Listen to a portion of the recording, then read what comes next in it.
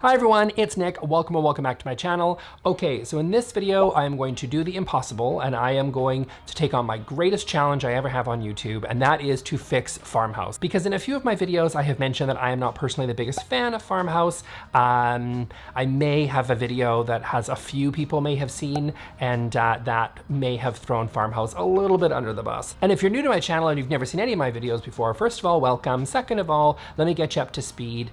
I find sometimes modern Farmhouse can be like ugly, cringy, kitschy, weird, what were they thinking? And some of it's just a little bit overdone. So what we're going to do here in this video is talk about how we can fix Farmhouse, make it a little bit more interesting, and sort of break down some of the really great elements about Farmhouse, because they are there, and we are going to improve on those and maybe kind of mix it up, and I can give you some ideas in terms of how to improve it to make it a little bit more authentic, while still retaining some of those really great qualities that people like in Farmhouse. So first, let's hear from our sponsor, and then we're gonna get into the video. Okay, and that brings me to today's sponsor, which is Vessi. Now, if you're not familiar with Vessi, they sell really stylish, comfortable, breathable, waterproof sneakers. Funny story, I actually applied for a job at Vessi a couple of years ago, and they never called me back. So thanks, Vessi, for that. No hard feelings. Like, I'm over it. Like, I'm doing fine, is what I'm saying. Like, I'm doing fine. The YouTube channel's doing great. Like, thanks for asking. But it's actually a testament to your amazing product that there is no hard feelings, because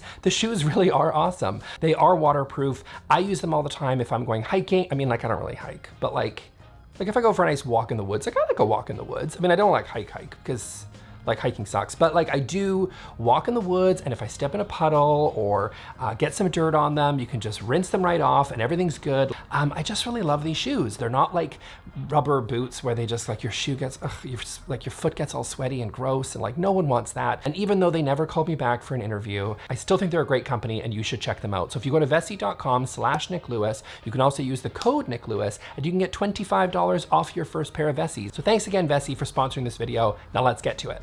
Okay, so let's break down what are some of the best things about Farmhouse, because we want to retain those in sort of this new version of sort of Farmhouse 2.0. I want to touch on the first thing that I think people really love about Farmhouse, is that it is really comfortable. It's got sort of a real family feel to it. It doesn't feel really stuffy. It doesn't feel pretentious. It's not really off-putting. Like some of the other design styles, I think, like say glam or even more traditional design, sometimes just looks really formal, and it sort of lacks that sort of comfortable family vibe that I think so often people are looking for in their home. While Farmhouse just feels really relaxed. It feels sort of got this agrarian sort of touch to it, so it feels really lived in, and I think people love that. It doesn't feel super stuffy, and so we want to make sure that whatever new version of Farmhouse we can come up with doesn't lose sort of that really comfortable feel that I think so many people crave in their home. But then I think the second thing that a lot of people really like is that in the end it is quite traditional. Modern Farmhouse is really a take on rustic Farmhouse. It's just that the difference is, well, there's many differences, but one of the differences is that rustic Farmhouse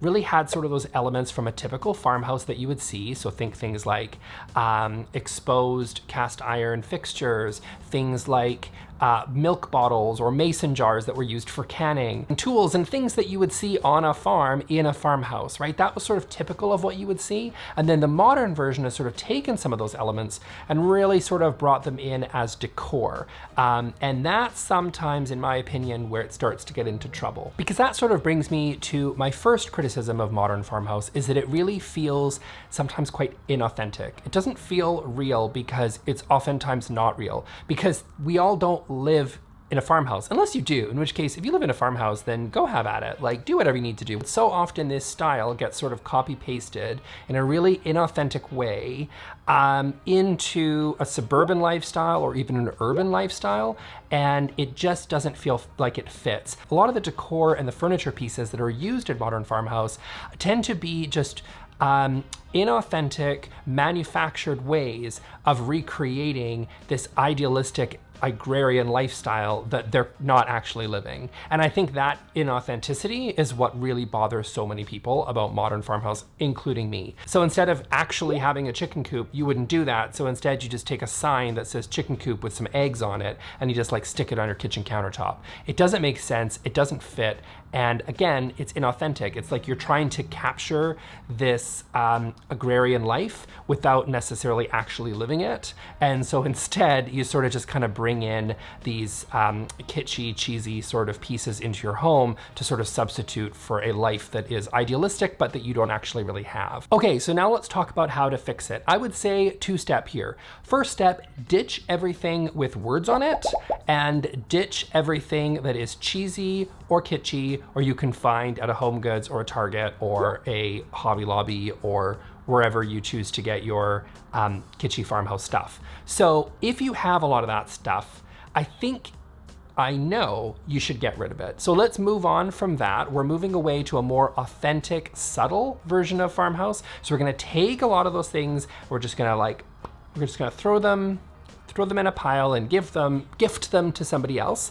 And we are instead going to work with a more stripped down, subtle version of farmhouse. So here we're gonna be looking for items that are really sort of comfortable and subtle and authentic to a farmhouse look, but bringing them into a setting that feels more appropriate for where you actually live. So this can be things like Windsor back chairs or reclaimed wood or apron sinks or large wood dining tables or exposed fixtures. These might not necessarily be my style, but they're definitely going to fit into a more subtle farmhouse look. So these things I think are more appropriate for farmhouse without necessarily screaming that they're a farmhouse, but it just becomes sort of a casual, elegant look that I think would fit into a more comfortable farmhouse space. Okay, so the second problem that I have with farmhouse is that it's too manufactured.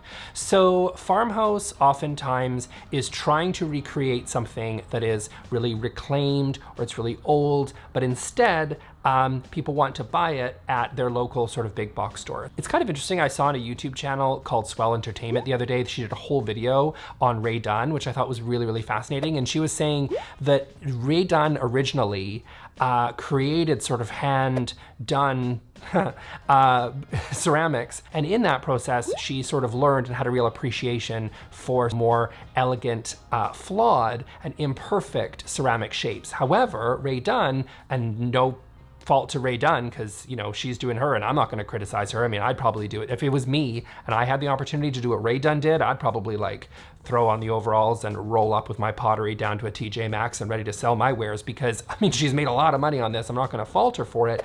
But now there's a Chinese large multinational company that is currently manufacturing what Ray Dunn is, as we all know it to be, which is the stuff that you find on the shelves of a TJ Maxx. That sort of, to me, is very much where farmhouse was and sort of where it has sort of ended up. So again, if I think that farmhouse is too manufactured, I think the solution to that is to really look for imperfect things that are rustic, things that are handmade, things that you make yourself, maybe things that are passed down to you. I mean, that's the thing with farmhouse, right? Originally, it looked old because it was old, because it was from a rustic setting where it was passed down through generations, because it was like handmade wood that was carved and then passed down over and over again. You didn't find it on the shelves of a Target. So I think if you really want to embrace this sort of new farmhouse look that's not kitschy and cheesy, then I would say focus on things that have been passed down to you, things that you make yourself, things that you buy from local artists. It still feels really worn but in the end, still really inviting and really comfortable, and gives you that sort of feel of what we're looking for from a farmhouse look. Okay, and then my third problem with farmhouse and how we're going to fix it is that it is a bit too overdone. We've all seen it. We've seen the shiplap with the Chantilly lace paint. We've seen the barn doors. Oh, the barn doors on everything. And I think it's just that really modern farmhouse look is just super overdone. So let's talk about some ways that I think you can fix that. Because in the end, we want to find a way to express your signature style, which could be a farmhouse look, and that's fine. But we want to find some personality. We want to find some things, because sometimes this style, above a lot of the other styles that I talk about on my channel, this one feels particularly scripted. It just feels like over and over again, you're seeing the same stuff, and there's not a lot of creativity in terms of bringing in some uniqueness to this space. So let's talk about some interesting ways of different directions that you can take it, so you can make it a lot more interesting and a lot more fitting to you. So it's a bit more of kind of a signature look for you, rather than just something that we've seen over and over and over again on HGTV. So some interesting ways to do this. I mean, I would say borrowing from different design styles when you want, right? Or even just mixing up materials so that you do something a little bit unexpected. So instead of doing the typical farmhouse sink, switch it up and go with a stainless steel farmhouse sink. That can maybe be a little bit more interesting. You could add a Sputnik chandelier to embrace a little bit more mid-century modern into your space. That could be kind of cool. Go with something really contemporary. Bring in some contemporary lighting fixtures if you're looking to go into a different direction.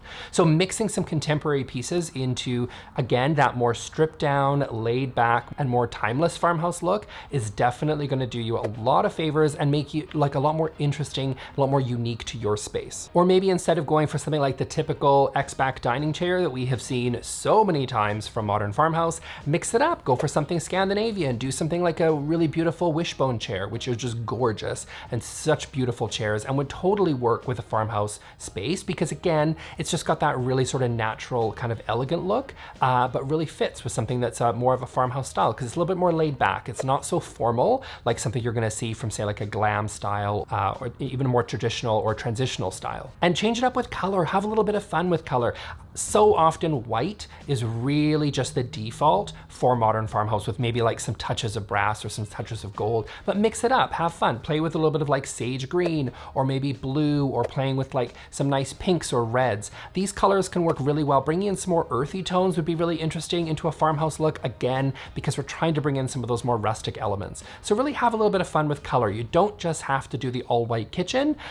We've seen that before, and especially in a Modern Farmhouse, we've seen it so often because this style is so popular. You do have to be careful with not replicating the stuff that you see over and over and over again. So change it up, have a little bit of fun, and bring in some color. Another great idea to really have fun, which I think would work so well with that little bit more rustic Modern Farmhouse, just to sort of mess it up a little bit while still keeping some of that comfortable and traditional feel of a farmhouse space, would be something like Venetian plaster walls, which I'm absolutely obsessed with, and I have a video upcoming about Venetian plaster walls because I love them so much. So plaster walls, if you've seen these kind of photos going around where these walls just look super textured, got this really organic rustic fit, which I just think would be so gorgeous with a farmhouse look. Because again, if you're trying to embrace something that's a little bit more comfortable, a little bit more lived in, something that's maybe more appropriate for like a family setting, but you don't want to do it the cheesy farmhousey way, Venetian plaster wall is a great way to give you that kind of rustic lived in look without resorting to shiplap, which shiplap in and of itself isn't necessarily hideous.